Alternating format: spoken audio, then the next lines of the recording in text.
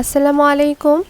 কুশিকাটার ঘর বাই কুলসুম চ্যানেলে আপনাদের সবাইকে আরও একবার স্বাগত জানাই। আশা করছি যে যেখানেই আছেন আল্লাহর রহমতে ভালো আছেন। আমিও আলহামদুলিল্লাহ ভালো আছি। আজ আপনাদের সঙ্গে ব্ল্যাক আর রেডের মধ্যে একটা সুন্দর ড্রেস শেয়ার করব। আশা করছি আপনাদের কাছে ভালো লাগবে। আর এই ড্রেসের অলরেডি আরও 2টা কালার কম্বিনেশনের ড্রেস আপনাদের সঙ্গে শেয়ার করেছি। আর এটা আমি 10 বছরের বাচ্চার জন্য করেছি, সাথে সালোয়ারও আছে। এই ড্রেসটা সবার এত বেশি ভালো লেগেছে, তো দেখা যাচ্ছে বিভিন্ন জনের বিভিন্ন কালার অনুযায়ী এটাকে আমাকে তৈরি করতে হচ্ছে।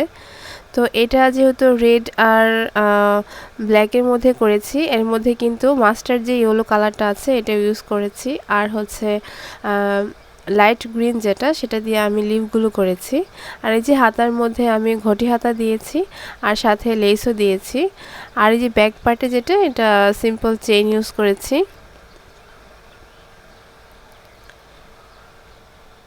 এই তো এটা হচ্ছে নিচে যে জমিনটা, এটা এর মধ্যে কিন্তু আমি মাল্টি কালারের মতো ব্যবহার করে সবটা কালার ইউজ করেছি যাতে কালোর মধ্যে কালারফুল হয়। কিছু পাতা লাল দিয়েছি, কিছু হলুদ দিয়েছি, আর ফুলটা দেখতেই পাচ্ছেন লাল আর এর মধ্যে হচ্ছে ইয়েলো। আর মাঝে যে স্টোনগুলো আছে ওই পাতিগুলোর মধ্যেও আমি লাল তারপর মাস্টার কালার যে ইয়েলোটা ব্যবহার করেছি ওটা দিয়েছি। আর এই সালোয়ারের নিচে যে বর্ডার সাইডটা আছে এখানে কুশি কাটা দিয়ে আমি কাজ করে দিয়েছি। আর এটা কিন্তু আমি গুটি সুতা দিয়ে করেছি, মাল্টি কালার যে শেড কালার যে গুটি সুতা আছে ওটি দিয়ে। আর এখানে আমি ইলাস্টিক দিয়েছি কোমরের সাইডে।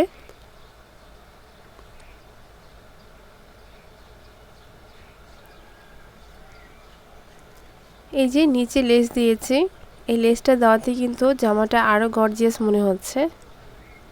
তবে লেস ছাড়াও কিন্তু আমি করেছি অন্য কালারের মধ্যে। তবে যেহেতু ব্ল্যাক, এটাকে কিভাবে আসলে ফুটিয়ে তোলা যায় এই জন্য আমি এই লেসটা ব্যবহার করেছি। আর এই যে এটা হচ্ছে বডির পার্ট।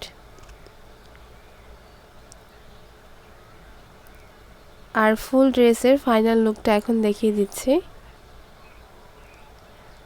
আপনাদের কাছে ড্রেসটা কেমন লেগেছে কমেন্ট করে জানাতে ভুলবেন না।